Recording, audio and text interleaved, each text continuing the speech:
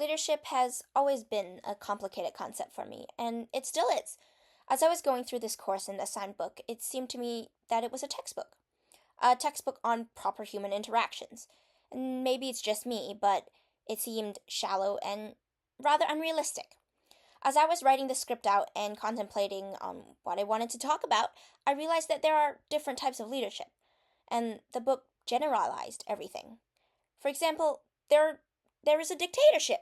There is a leader, one single leader, someone in charge, the authority. While in a democratic system, there are multiple leaders, a team. Both of these are examples of leadership, and they both work, they both function, but in different ways. I had previously said that a good leader gets things done, has people working under them, and people who follow their commands, and that it did not really matter whether what is done is good or bad, whether it was even moral. And in a way, I still believe that to be true, at least to an extent. There needs to be a visible passion from the person who's in charge. There needs to be something that people can see and make them believe in the person, whether it's good or bad. In a way, I can see why there was only one type of leadership being portrayed in the book, and that the other issues and topics were avoided, but I feel like it would have been important and rather helpful to teach students more about being a leader and about leaders in general, and that it's more complex than it seems. Um, One becomes a leader through experience, passion, and beliefs. It's not really just following a book word for word. No matter how many times the page repeats itself or says something super wise, it's simply empty words. Going off of that, I do have to say that I did learn a lot about leadership over the past year. There were times that I had issues working with people.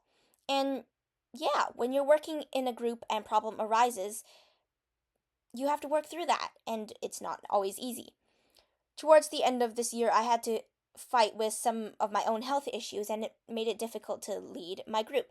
And this was quite stressful for me and everybody else, as the project was very important and it had a deadline. And while my team was very understanding and gracious, I know I could have done better. Something that I should have done was prepare for when things go wrong. Don't just stick to the plan and schedule. Do a little bit more here and there before whenever you can, just in case something does go wrong and you're sick and you can't work on it anymore. And as the leader, you should prepare for the worst as well as for the best. And you can't just assume that things go smoothly. And so that was something that I learned through trial and error, something that a book can't really show us in a way. They could warn us and tell us that we need to prepare, but preparing and actually learning it really comes from experience. Leadership is not just working with people or trusting all the people you work with and the people you lead. Leadership is not about following the perfect method from start to finish. Leadership is about following your gut, your passion, and going with the flow of life and your circumstances. And you can feed off the ideas and energy of everyone around you, and your team also does that. They feed off you. Your passion becomes theirs, and you help give them confidence. And with this confidence, there is means and ways that arises that you usually won't have access to. There would be means for them to do things they normally can't, or maybe are too scared to do, or too scared to do alone. You could take them to a human rights parade, speak out against injustice. You have to actually start and work with them and be the first person to do something, because if you step up, they will step up too.